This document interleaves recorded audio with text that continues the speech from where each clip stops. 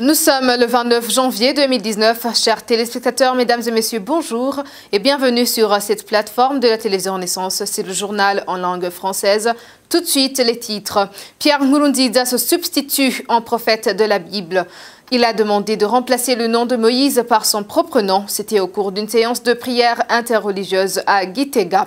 La communauté burundaise vivant au Texas, aux États-Unis, assiste des enfants réfugiés burundais de Huye au Rwanda pour leur permettre d'aller à l'école. Un premier don en matériel et frais de scolarité vient d'être distribué à 8 enfants. Le Rwanda, qualifié le 48e pays du monde, 4e pays en Afrique et premier en Afrique de l'Est dans la lutte contre la corruption. C'est d'après l'organisation Transparence Internationale.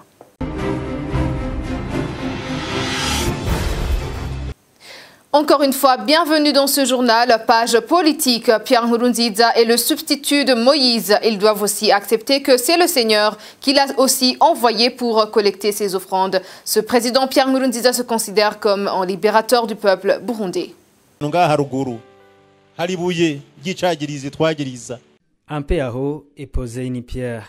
Elle est comme témoin qui nous accuse de tout ce qu'on a commis comme péché. L'idée de créer une place d'alliance entre nous et Dieu, et ce n'est pas la volonté du peuple. Pour nous, on ne fait que préparer l'avenir, à laisser une histoire pour nos enfants. C'est aussi un développement, comme c'est écrit dans Exode chapitre 25, ligne 1 jusqu'à 2. Vous allez comprendre en effet l'importance de cette place d'alliance. Dieu dit à Moïse de parler au peuple israélite, de collecter les offrandes. Aujourd'hui, sache que c'est vous-même. Ce Moïse, c'est moi, Pierre Nkurunziza. On en a parlé longtemps, que la pierre devient une preuve, et depuis ce jour, on a posé cette pierre. En d'autres mots, Dieu parle à Nkurunziza qu'il s'adresse au Burundais de collecter les offrandes par un cœur magnanime, mais pas par force.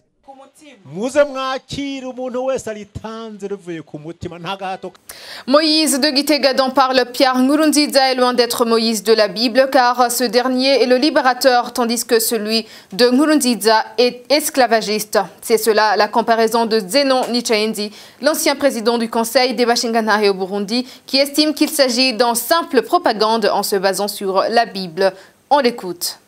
Le vrai Moïse, il a fait deux choses remarquables et il a libéré son peuple de l'esclavage. Un, deux, après l'avoir libéré, il lui a donné des lois, des règles de vie, d'organisation sociale, des règles qui permettent à ce pays de répondre à sa mission. Le Moïse de Gitega ne peut pas être comparé à Moïse de la Bible, justement sur les deux points. Est-ce que le Moïse de Gitega est en train de libérer le Burundi de l'esclavage? Non. Le Moïse de Gitega, c'est lui l'esclavagiste, c'est lui qui est en train de ligoter le Burundi dans les liens de l'esclavage.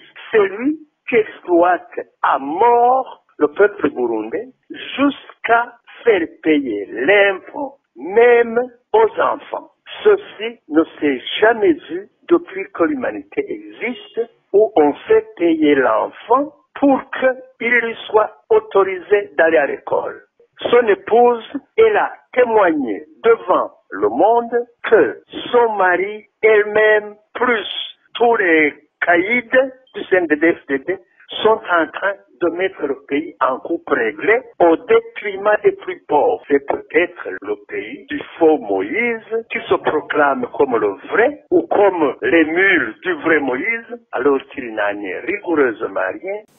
Plus de 100 enfants réfugiés dans le district de Huye ont besoin d'assistance pour faire leurs études. Cela ressort d'une enquête menée par le comité des réfugiés de la province sud du Rwanda. Une enquête qui commence à faire de l'effet. La communauté burundaise vivant au Texas, aux États-Unis, vient en effet de s'engager à venir en aide à ces enfants. Un premier don pour 8 enfants a été octroyé à travers l'organisation Forum pour la mémoire vigilante. C'est un reportage de Franck Kadé.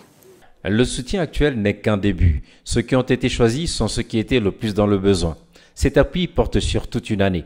Le président du Forum pour la mémoire vigilante indique qu'ils sont au courant que ceux qui ont besoin d'être assistés sont nombreux. Le comité des réfugiés a fait une plaidoirie à plus de 100 élèves. Et puis, nous, sur base des informations d'un bailleur qui puisse venir à l'aide, nous avons demandé au comité de nous faire une liste de 13 enfants. Ils nous ont fait la liste. Après, on a fait une investigation pour voir les plus vulnérables. Les parents présents lors de la cérémonie de distribution du matériel étaient satisfaits. À l'exemple de cette mère qui témoigne que les besoins sont amplement couverts. C'est suffisant. Quand l'enfant dispose du matériel et des frais de scolarité, à mon avis, c'est suffisant. Néanmoins, cette assistance devra être méritée dans le futur. Des conditions ont été fixées pour que les bénéficiaires d'aujourd'hui soient maintenus sur la liste et pour que d'autres puissent avoir leur chance. L'appui est conditionné. C'est-à-dire que les enfants, ces enfants, ils sont vulnérables, et les plus vulnérables qui vont avoir cette aide ont deux choses à respecter, deux conditions. La première chose, c'est le comportement, l'éducation. Ils doivent avoir un bon comportement, un comportement exemplaire au sein de la population environnante. Ils doivent avoir un bon comportement, une éducation qui va inciter à ces bailleurs ou aux autres de contribuer, de soutenir encore une fois ces enfants. Ça, c'est la première chose. La deuxième, ce sont les résultats. Le bailleur m'a dit, allez approcher ces enfants et tu leur dis, vous n'avez pas autre chose à faire, vous n'avez qu'à étudier, donc vous devez étudier. Nous avons besoin de bons résultats. Vous devez avoir de bons résultats. Quand vous allez réussir, vous aurez encore une fois une aide pour l'année suivante. Les parents sont rassurants. Selon eux, leurs enfants ont déjà donné la preuve qu'ils sont brillants, même s'ils apprennent dans une langue à laquelle ils n'étaient pas habitués. Ils sont intelligents. Parce que même lorsque nous sommes arrivés ici au Rwanda, ils ont intégré les écoles locales qui sont dans un système anglophone, alors que chez nous, c'est surtout le français. Mais à notre arrivée, ils ont eu de bonnes notes qui n'ont rien à envier à celles des autres. Malgré cela, les parents estiment que ces enfants ont besoin d'un suivi régulier et conséquent. Nous les encadrerons. Par ailleurs, l'éducation en famille, c'est la base. Quand c'est un grand enfant, il faut lui expliquer pour qu'il ait un bon comportement et comprenne l'importance de cette aide et sa continuité. Même un jeune enfant, il faut rester auprès de lui, le ramener si besoin sur la bonne voie. De son côté, le comité des réfugiés s'engage à s'impliquer pour que les conditions exigées soient remplies. Le président de ce comité donne son exemple sur la manière dont il compte s'y prendre. Nous avons des réfugiés ici qui sont des enseignants, qui enseignent de part et d'autre. Donc, dans le cadre de sauvegarder l'honneur, bien la réussite de ces enfants, nous avons essayé d'interpeller tous les membres de la communauté et particulièrement les enseignants afin qu'ils aident ces enfants à faire le devoir à domicile. Vous voyez, il y a des travaux qu'on les donne chaque week-end. Nous allons essayer de les appuyer afin qu'ils continuent à être excellents dans les classes. Moi, par exemple, qui vous parle, moi je suis enseignant, je vais faire de tout mon mieux pour que ces enfants bénéficient de mon aide. Parce que vous voyez, s'il y a quelqu'un qui parvient à appuyer ces enfants matériellement, il ne faut pas que nous aussi nous croisions nos bras auprès de ces enfants-là. Les enfants bénéficiaires fréquentent différents établissements scolaires de Rouillé. Certains sont dans des écoles publiques, d'autres dans des écoles privées. Musique et culture pour poursuivre ce journal. On célèbre chanteur et guitariste zimbabwéen Olivier Mtukudzi. C'est éteint il y a 6 jours, c'était le 23 janvier de ce mois. Son parcours avec Thierry Glindavier.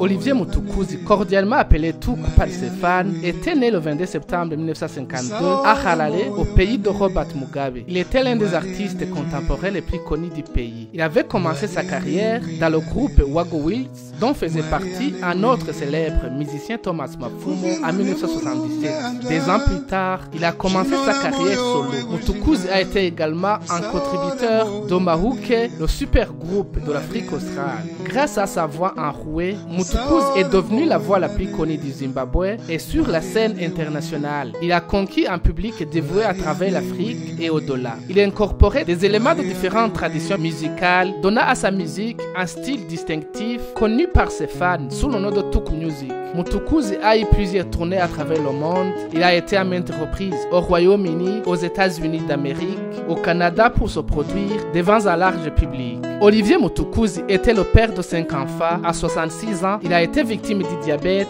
le 23 de ce mois. Que la terre lui soit légère et le ciel ouvert.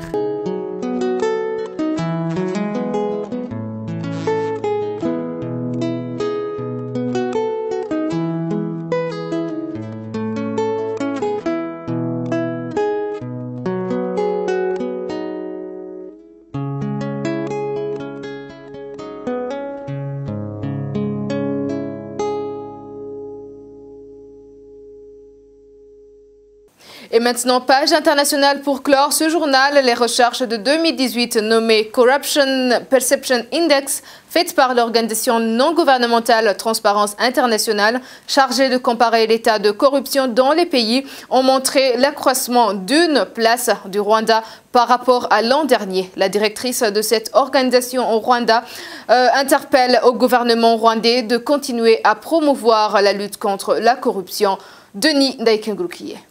Ces recherches qui ont été effectuées dans 180 pays du monde ont démontré l'accroissement du Rwanda venant de 55 points à 56 points sur un maximum de 100 points dans la lutte contre la corruption.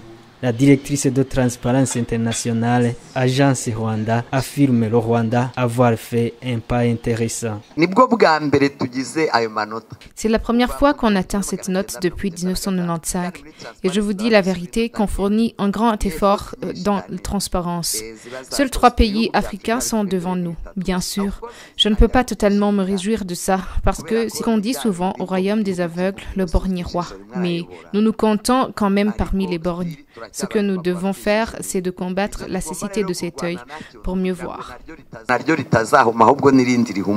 La secrétaire du gouvernement dans le ministère de l'administration locale, Dr Alivera Mukabalamba, dit qu'il faut un grand appui dans certains domaines.